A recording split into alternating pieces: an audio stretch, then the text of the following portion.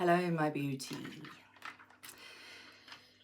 So, the last few weeks have been rather difficult for me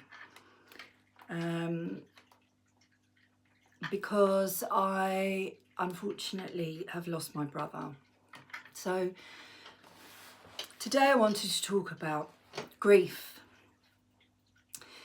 Now, over the years, I feel like I've become a bit of a paradox on grief, because in one sense I feel like I'm a bit of an expert, having experienced many losses of people who I love,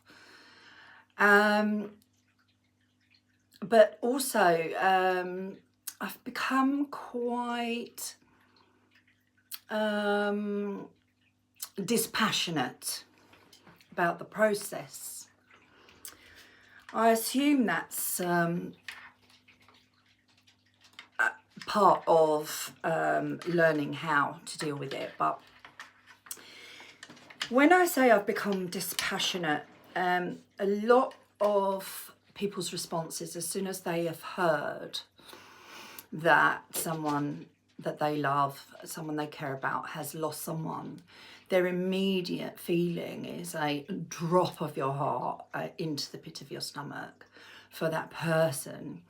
That feeling of, it's a blow, isn't it? It's a blow, and it's a feeling of being knocked sideways.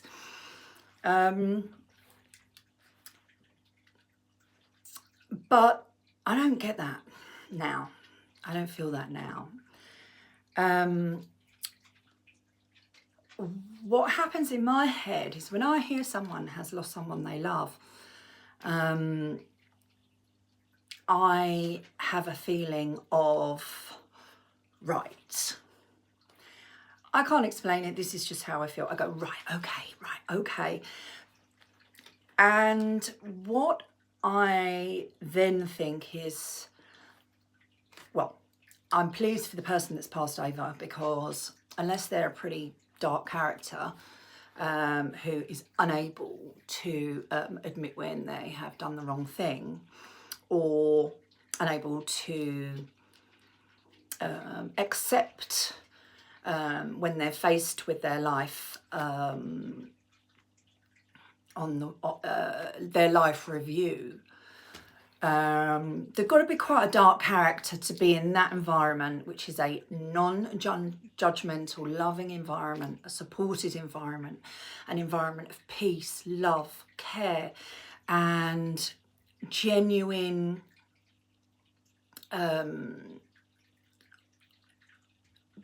the genuine sense of moving into a higher dimension and a more loving dimension. To be in that environment, or to resist that environment and still look at what they've done with disregard, I would suggest that they don't even meet their life review if they're in that state of mind, and they descend and they don't ever really come up for an assessment of their life. So yeah, majority of people would just move into that next space, because 99% of people are genuinely good people, or have good in them that they do not want to abandon. So in that state, you know, they've got all the support around them to see their mistakes, so they'll be able to be objective in the mistakes. They might, you know, they'll feel the feelings and all the rest of it that they have projected onto others, and they will experience all that sort of negativity that they've caused. But they're in an environment where it's supportive, loving, peaceful and caring, and so they will be able to look at it objectively. So in that environment, and then they move on to, I mean, things come in different stages, but then they're received by all the people that love them. They're given a massive party. I've spoken about this before. They're given a massive party, massive celebration, commendation. How did you manage to do that? You are a hero. They get that hero's welcome to tell them how amazing they have been in order to endure on earth. So straight away, I'm a little bit envious because I think, oh God, this life is so hard. This life is so hard. And it's a trudge, isn't it? We're in a really particularly strong version of earth that is like wading through treacle. So I think, oh, when am I going home? Obviously, I have children. I love my children. I know I was brought into this world to bring them up. So therefore, I'm 100% committed. But I do always feel like, oh, lucky you, going into that state of, eternal peace and, that beautiful ascension away from the darkness that surrounds us on planet Earth. Don't be worrying about me. I am tough as old boots. But, so I slip into Lucky Devil. I immediately think, right, how do I support this person? What do they need to hear? What do they want to hear? What don't they want to hear? How can I not trigger them? How can I make them feel supported, loved? What do I need to avoid saying or doing to make them feel more burdened at a time when they are incredibly vulnerable? And then, and then I proceed to go about that. So in that state, we can experience so many feelings, and a lot of people are petrified of it. They don't know what to say, they don't know what to do, and that's where you get these common phrases that turn up in cards. If you're inclined to send a card, a lot of cards have moved out of the way for text these days, or messages, electronic messages. If there's anything I can do. Now, all of these things are an attempt to support that person. And but sometimes they can trigger emotions that aren't wanted in the person who's bereft. So I'm going to go through all of that, but I do want to just talk about a little bit about my grief journey. So my first grief experience, or major experience, was actually a pet. And I lost a great-grandfather before the pet, but I wasn't as attached to the great-grandfather as I was to the pet. So when my grandmother said to me, I said, "Where's Honey? Where's Honey? Where's my gorgeous ginger puss, ginger she, which is quite special?" She said, "Oh, yeah." So she waited till bedtime. She waited till bedtime, and she waited for us to ask, "Where's Honey?" Now, she was in pieces herself. And she said, "Right." Anyway, she announced to us that Honey had passed. She had to take her to the vet. She was incredibly ill. She was dying.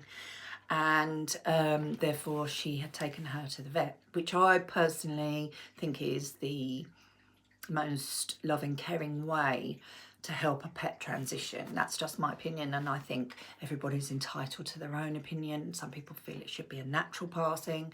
Some people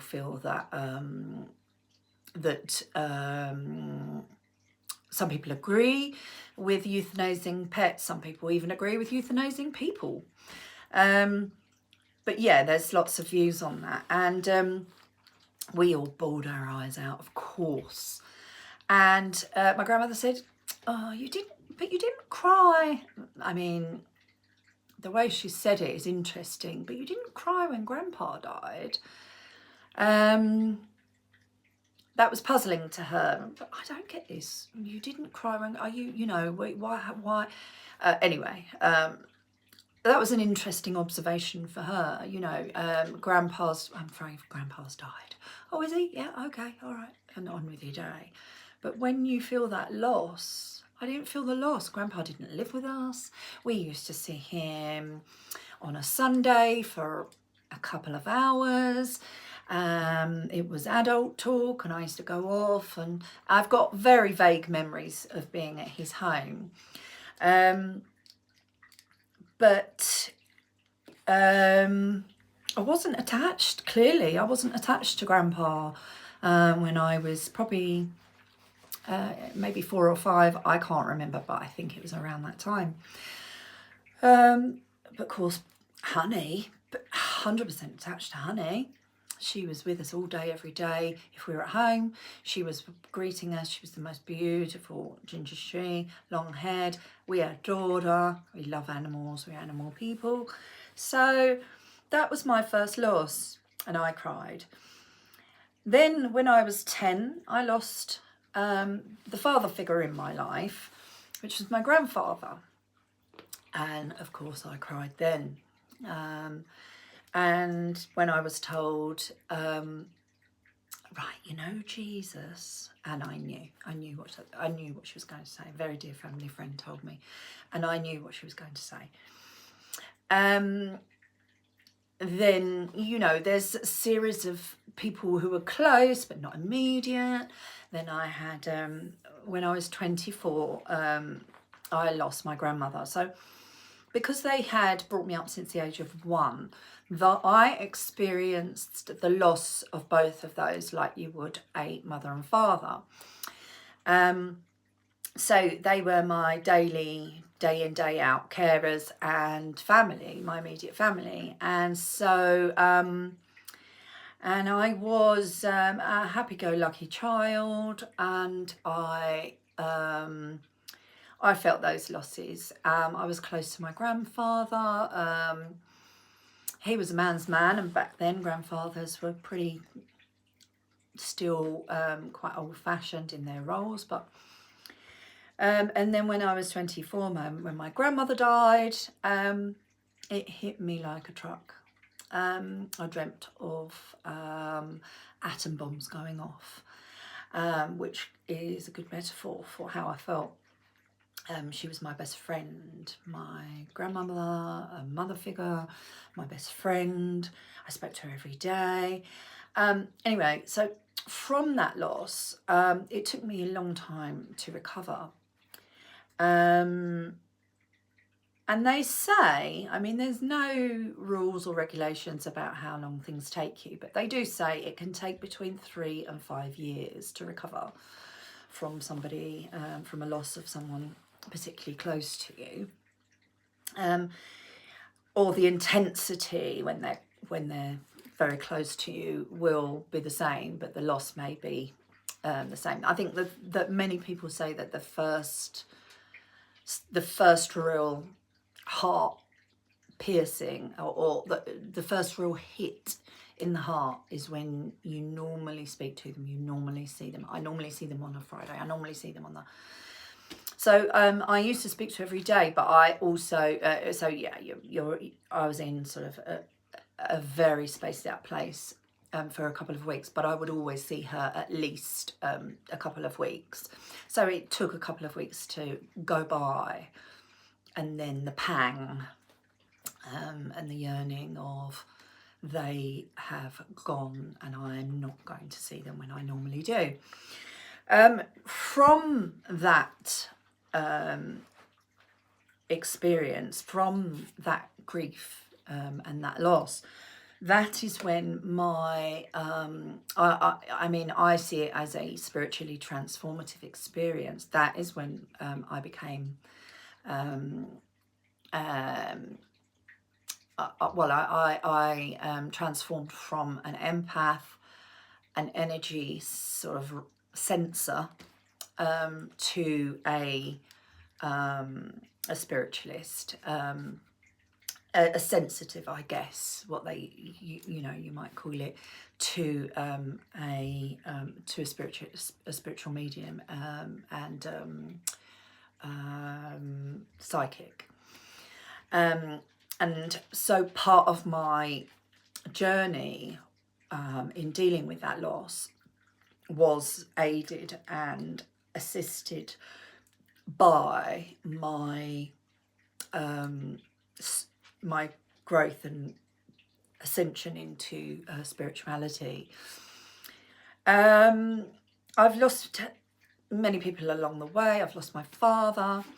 I've lost my other set of grandparents. So yeah. So by the time I get to, you know, as being a support for others, I kind of have sort of this sort of, as I say, dispassionate approach to it, to how do I support this person? What do I say? What don't I say? All those things, in order to support them, as opposed to having that instant, oh, I'm so sorry. I'm not talking about shock, because the shock of someone passing will never change. That was something I endured with my grandmother. I wasn't expecting her. I talked myself into the fact that she was never going to go. She was always going to be there. She would see me get married, have children, all these things. And at 24, I was not at all in any way prepared for her passing. So that's a little bit about me and a bit about my background. But what I have learned in later years, I have supported many people through loss. And what through my own experiences, through supporting others, there are stages of grief, and some of the stages of grief are particularly delicate. So we know that when someone's upset, someone's feeling sad, someone's sorrowful, they are, we can support them, we tend to just hand them a tissue, dry your tears, which some people can see as supportive. Others might say, well, I don't want to dry my tears, I need to feel this pain, I mean, it's all, you know, it's all subject to individuals. And some people get incredibly angry, and therefore everybody feels very wary. They can't say, you know, things, and they feel very on edge around these people. They're not particularly easy to support, because they've slipped into anger and they have stayed in anger, and they are projecting that anger onto the wrong people. They're angry they've lost someone, and that is something that you will always go through. You will always experience these different phases. So you have the disbelief. And sometimes the disbelief is very fleeting, but it usually always comes. So there is denial, there is sadness, there is anger, there is acceptance, and there's other sort of stages that you can really break down. And each person deals with these different stages at different times. So someone might immediately start screaming. I mean, that was what I did when I lost my nan. I started screaming. I was in the car. No, it's screaming. I'm not a big, shouty person. I'm not a big, loud, aggressive person. So there was my first part of anger. But then I went through various stages, and I found myself a little bit stuck at one point. And then when I looked into it, there was, back in I think it was the 90s when this was happening, there was I mean, he may still be well known now, but he was very much the buzzword for the buzz author, the trendy author. together with the Celestine Prophecy, which is a story about adventure and a story about spirituality and raising consciousness to the point of actually just becoming consciousness and losing your physicality. And destiny and paths and everything's meant to be and all of that. But really interesting and really exciting adventure. But as well as that, there were a lot of self-help books that hadn't really been available, hadn't really been taken seriously. And this series was written by a man called John Gray, no relation. And so one of his, you may have heard Men Are From Mars, Women Are From Venus, and that can be very helpful when you're dealing with the ego side or the naturist, the natural inclination, the evolutional behaviours of men and women. It can help you very much understand if you are coming at a problem within a relationship from either side. To learn the other side can really explain a lot. So they're quite helpful. But there was also a book by John Gray called Starting Over. And I found myself stuck in a state of grief, not able to move on. And I am not okay with being stuck ever. And I will work my backside off to get past a blockage. Obviously, you have to acknowledge the blockage first. But and I had a book recommended to me, Starting Over, John Gray. So I read through that, and what I realised was I had allowed all of the stages of grief. I'd gone through the disbelief, the denial, the sorrow, the feeling of loss, the feeling of all those things, apart from acceptance. Sorry, I'd got to acceptance. I'd accepted, but I couldn't move through all of them, and I couldn't work it out why. When I read that book, I realised that I had not allowed myself to be angry.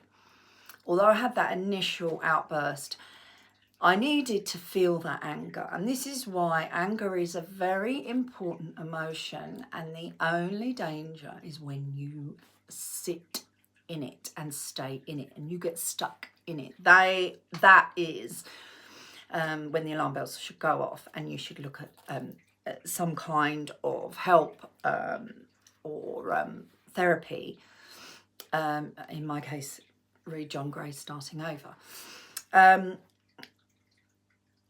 And so I knew the reason I hadn't allowed myself to feel anger is because I refused to be angry at her, because I knew for the last 14 years that she had desperately missed my grandfather. They were completely in love. She told me every day up until every day after she lost him, we were in love till the day he died.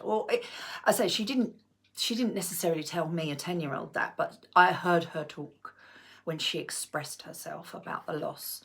That was what I heard. I was in love with him until the day he died.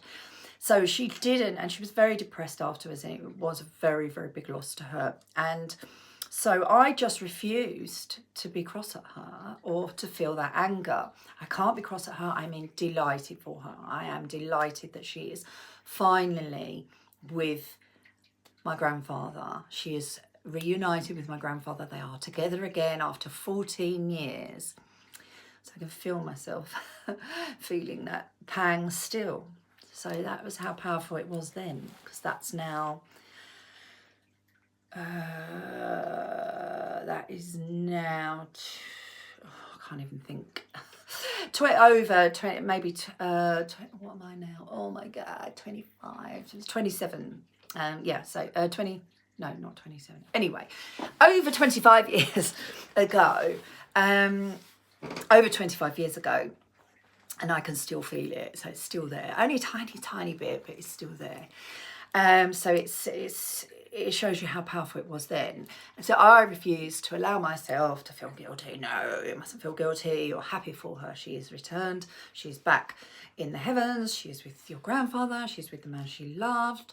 And they are looking over you, and they are now your spiritual guides, which I knew. I felt I could feel them. I could feel them. They were telling me, and I heard it. That was in conjunction with my spiritual awakening,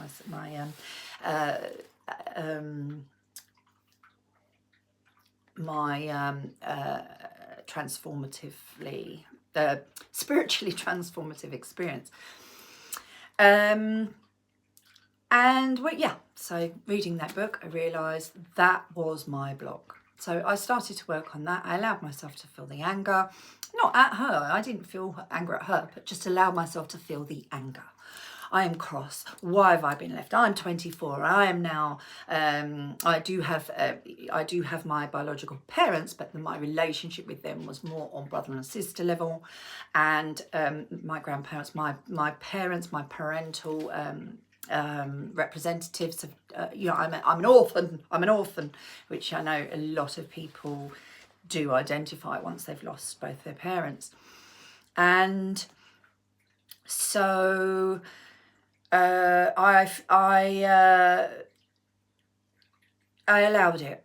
I'll allow it. I allowed it. I allowed all the emotions, and I found myself at that 3-year mark really seeing the difference between the yearly mark, the 2-year mark, and the 3-year mark. And then at the 5-year mark, I saw an even bigger difference. And then for many years, I didn't remember the anniversary. And moving through that, was that something I should have done? Oh dear, but anyway, it doesn't matter. So yeah, all of those emotions are valid, and they come at different times and different intensities. For some, the anger may have been enough, that initial anger. No, this can't be happening. No. Maybe it was just shock. Maybe it wasn't real anger. But yeah, all those emotions, all those feelings, all those stages are important, and you need to go through all of them. Like I say, if you get stuck in them, that's when you're causing yourself problems, because you're not moving on. And people who get stuck in anger, stuck in the poor me, I'm helpless, I'm orphaned, how am I going to cope, I can't cope, reinforcing negativity. They're the people that find themselves really struggling. And remember, everybody who leaves the planet leaves at the time that they choose. Now, they can choose the kind of time. There's flexibility. If they were to have an accident, they could leave then, or they can come back. Sometimes they do leave then. They even leave then, and a new soul will come in their place and continue the life. And at that point, a lot of people find themselves in a position where they are splitting up with people because no one can relate to them anymore, right? Someone's at the door. Amara back from horse riding. I didn't take her key. Sorry about that. So yeah, can't remember where I was. Where was I? So yeah, people getting stuck. I'm not sure where I was. Sorry if I've skipped a bit, but I'll just try and pick up. People getting stuck. People being difficult to support is an issue, and is often what makes people avoid. And of course, when you are suffering, when you are bereft, and you need people, and so having that avoidance can also cause people to feel angry and feel a bit disgruntled. But that, and you often hear, you know, crosses the road so they don't have to discuss it, avoids talking about it. Because people are so worried about saying the wrong thing, doing the wrong thing. Also, sometimes people aren't that strong and they can't cope with supporting someone. Maybe they've got unresolved grief themselves that they are not able to process. And therefore, you know, the thought of having to help somebody else is like, I can't sort my own crap out, let alone anybody else's, which is, you know, quite often something that, you know, will affect the most strongest of people. And I've been there. Well, I'm dealing with rather a lot. I really can't help you, I'm afraid. I'm the wrong friend for this. I'm going through so much myself, and I would love to be able to help you in whatever it is that you need help in, but I am not able to because of what I am going through, and that's perfectly okay. Perfectly okay. And a loving, caring friend, if you explain it, if you communicate it in the right way, a loving, caring friend will understand. They may still feel a loss, they may still feel bereft at your absence, but you know, in time, they, you know, they will understand. Well, you know, I have a beautiful friend who I absolutely adore. We've definitely had many past lives together, and we, you know, I have an enormous love for her. But she's not been in a position to help me in times of grief, and I've not been in a position to help her in times of grief, or you know, sort of times of difficulty. So, you know, there we are. We can't hold grudges about that.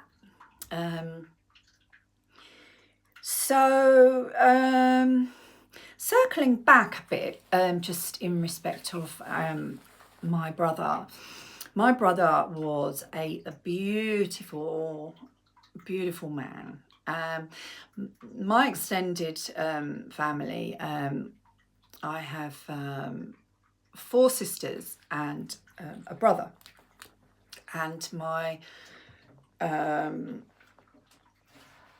mother and my father had my elder sister and me, and then they both went separately and had the rest of the clans separately. But I can honestly say I am incredibly lucky to have beautiful brothers and sisters, or brother and sisters. They have pure, beautiful hearts and souls, and I am really lucky. But talking about my brother, he was a beautiful man, and I can't struggle these days with my fibromyalgia to do maths, although I used to be quite good at it. But I think he was 46,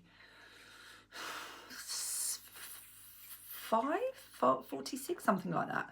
Something like, could have been 44, 40, anyway, around mid-40s.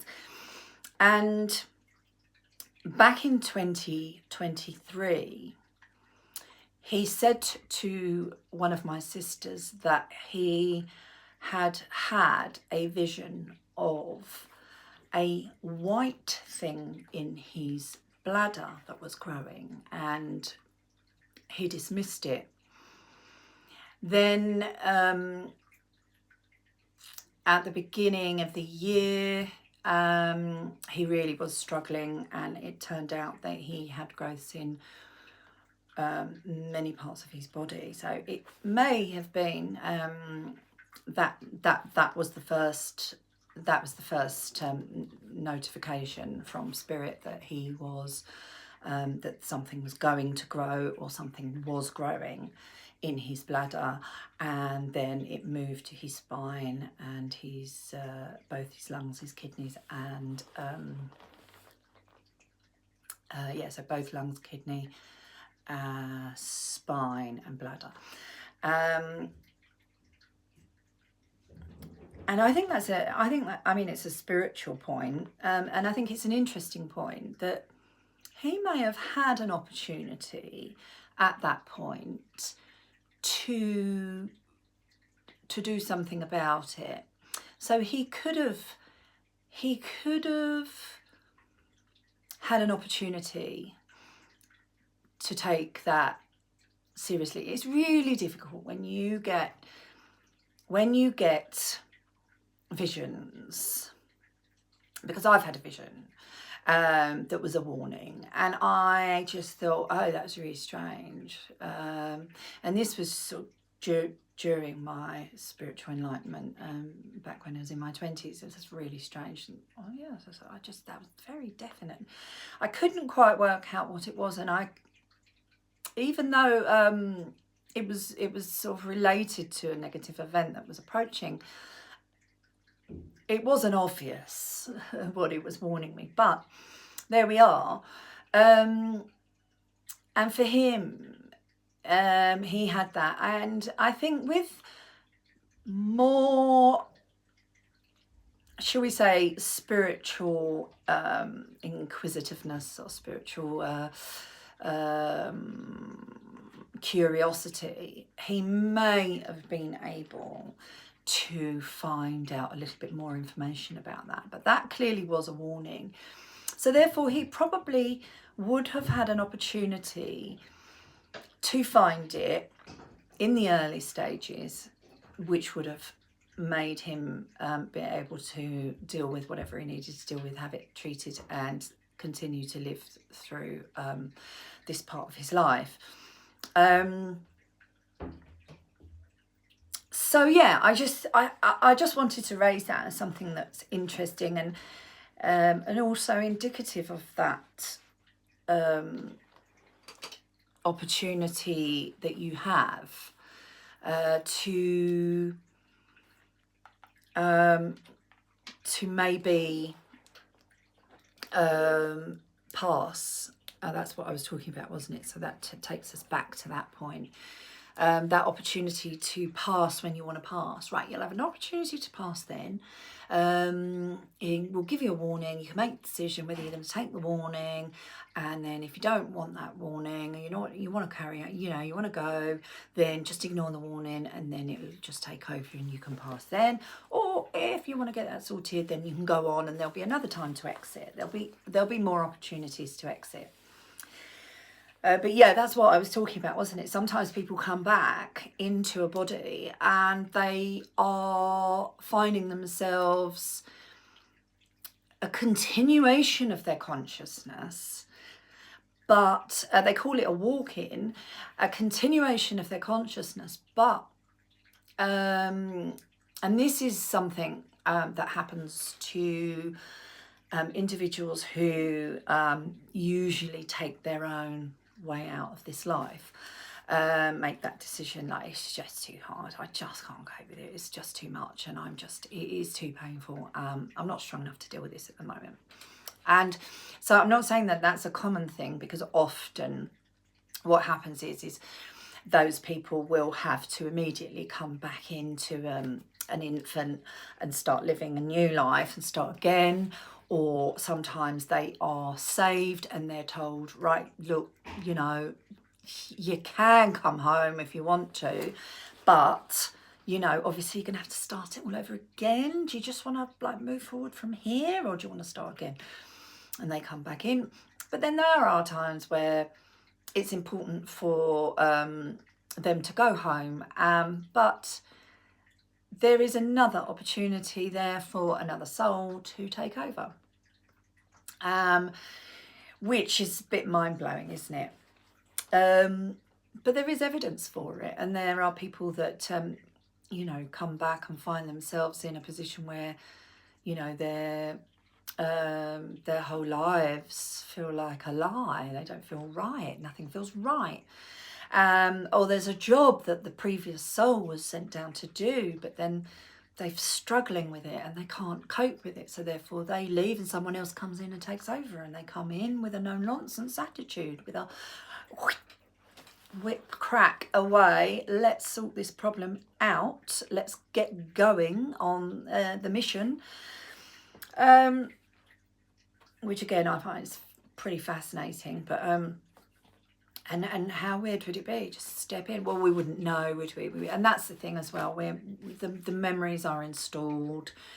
So you still have the same memories, you know, who you are and everything. Although there have been slips where people are put into a body and find themselves not recognising their husband, not recognising their life, and it turns out that they have been entered into a different timeline. So that, again, mind-blowing and very hard to understand and take on board for many, for me included, but I don't doubt it does happen.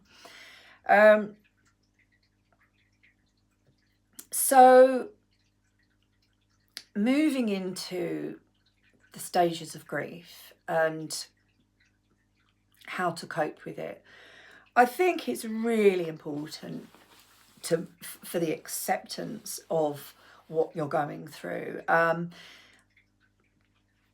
Acceptance is massive. Acceptance of yourself, acceptance of how you're dealing with it, acceptance of what's happened, acceptance of how people are reacting to you. All those things are so important. Acceptance is a really, really powerful tool for grief and how people are responding to you. And also you have to remember that we can't control others. We can't choose when they exit. And they are the only ones that can choose when they exit. It's not up to us. It's not within our control. So there's another thing of control there. Look at how you are feeling the loss of control. You haven't been able to control something. And control currently on this planet is a major disease. The desire to control is a major disease, a major egoic issue, to avoid fear of unknown, fear of not being, having our needs met. It's the basis for anxiety, it's the basis for manipulation, and how manipulation can hurt others, and can force manipulate others into paths that aren't for their highest good, and eventually you pay for that. You will pay for that, because you can only manipulate someone for so long and for a certain period of time, and then you'll come a cropper, and that person will understand that they haven't acted on their for their greatest good. They have acted continually under duress for the greatest good of another, and that is not what we're here for. We are not to waste our lives sort of in that state where we are somebody's tool, and somebody's sort of way of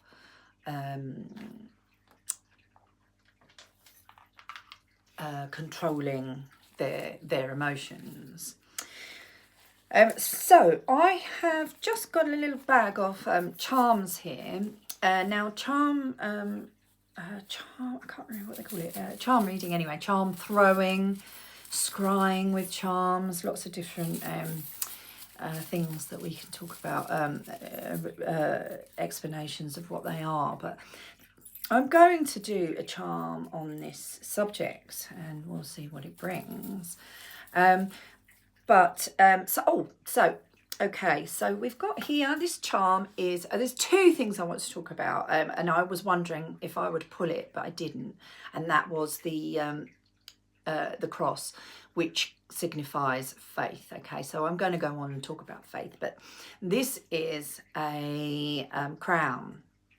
Now, this would represent your own sovereignty, and it enforces that idea that you choose when you leave. They've chosen when they leave. So we don't really need to feel sad for them that their life is over if we are spiritual people. Or of course there are people who feel sad. Oh, so sad, isn't it? Life cut short. The life cut short. Well, life is eternal. So their life hasn't been cut short. Their time on earth has been cut short, and their time on earth is the hardest thing. So they can go up. They've learnt what they needed to go. I mean, they've graduated so soon. So when you have these small children, small babies that are coming down and they're losing their lives, and it is inconceivable and painful for us that are left to think that a small child, or a baby has lost its life at such a young age or suffered. Remember, the babies are coming down, and they've only just come down. They're still very fresh from the light. They've still got the power of the divine in them, incredibly, burning bright inside them. And that's what, everybody flocks to the children and looks at that light inside them and is just in awe.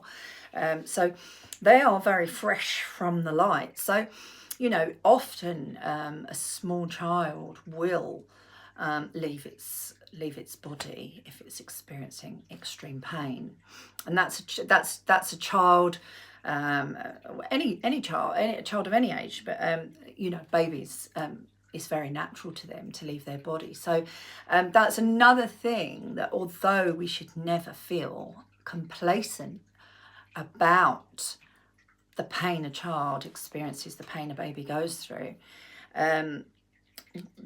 they are equipped to deal with it, in that sense that they will leave their bodies, and they will sort of they'll. I mean, you can pass out in pain, can't you? But they will zone out, and they won't feel the pain.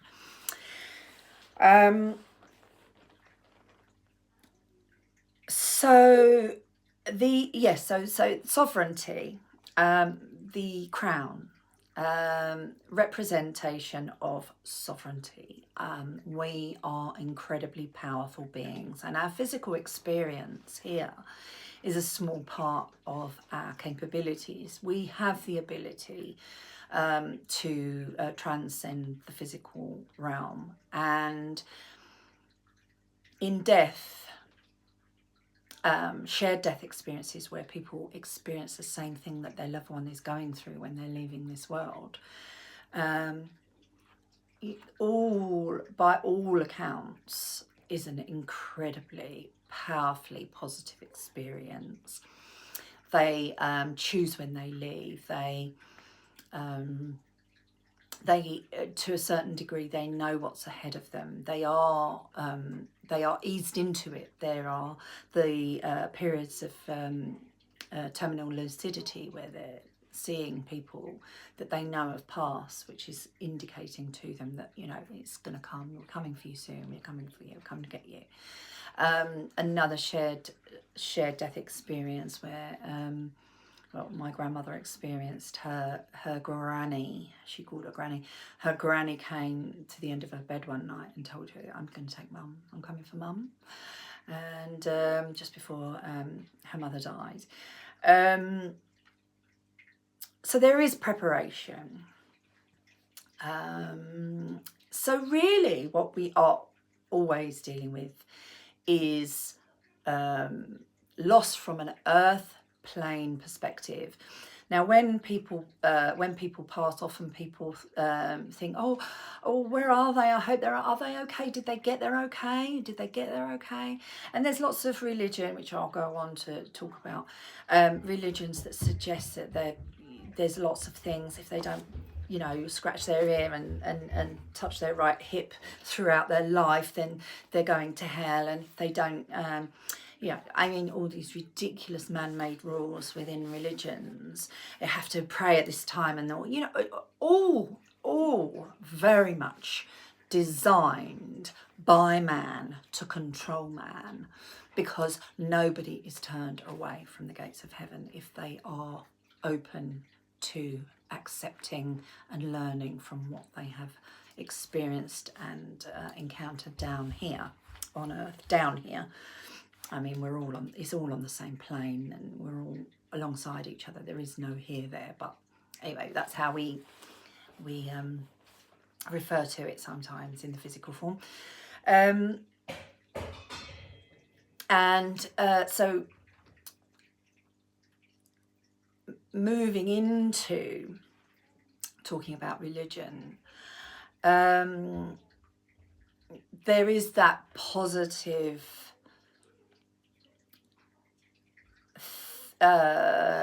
path that religion can bring.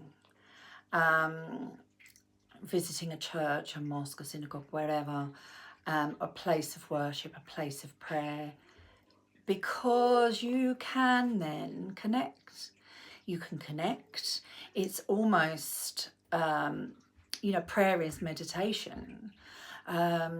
It's that sort of quiet, peaceful moment where you connect with the divine, connect with the light, connect with your God.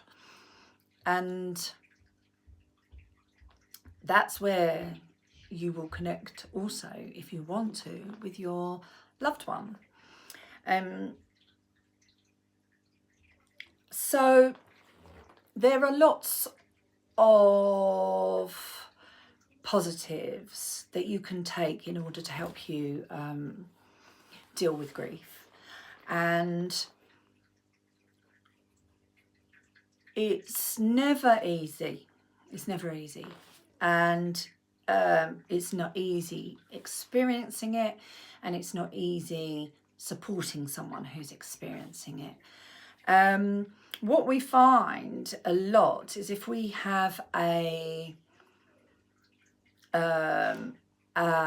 family unit or a friendship unit, when we lose someone, you do find people cling to each other. They flock together to talk about their loss. And at that time, usually people who don't have that strong connection with that individual tend to sort of just step back, and it becomes a very, very powerful and intense, locked in network of individuals all experiencing different levels of grief, but grief nonetheless for that same individual. There becomes a base. It becomes, right, get back to the base, back to the base, back to the place where we can reconnect with the people going through the same thing as we are. And sometimes when you come away from that, because eventually in life you will have to come away from that. We have to return to our jobs, we have to return to our families, we have to return to our lives, and we have to step away and continue. And that's when we can really, really experience the loneliness that grief brings. Grief can bring incredible loneliness, a sense of being so alone and so on your own. And it is very, very intense loneliness at that time. And it's an interesting thing.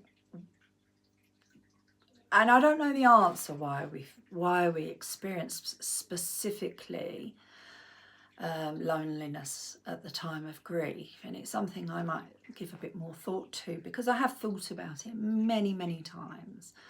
You know, that feeling of alone, that feeling of loneliness that grief brings. So if you have any comments or ideas on what that might be, please do let me know, and I would love to read them or hear them. So call it a depressing podcast or not, I would hope that there has been some positives to take from it, and I think it's best explored at a time when it's fresh for me. Grief is an inevitable part of the human experience, and we can't avoid it. We will experience it at least at one point in our life, and I think that's something as well that, you know, you can go through your teenage years, you can go through your adult years, and, you know, you can be, you know, in a position where you know, you're pretty lucky if you don't lose someone close to you that you love. But I think most of the time it would be a very rare occurrence for it not to happen at any point, you know, at least at one point in your life. And what you find as well is those that are moving into their later years, much later years, start experiencing it more and more. And that is another part of their growth journey, to accept that each person is, you know, they're losing people, they're losing friends, they're losing partners, they're losing various loved ones, and then one day they know it will be their turn, and that's part of the preparation for end of life. So I hope it's been helpful, and if anybody is experiencing deep grief, reach out. There are people there. By all means, send me a message. I might have some words of wisdom that can help. I might say something that makes you angry, you never know. But that just shows you that you are in that stage of anger, and it is a stage that you are supposed to be going through. So there's the bright side. Anyway, I hope you have a good week, and stay well, and my unconditional love to you.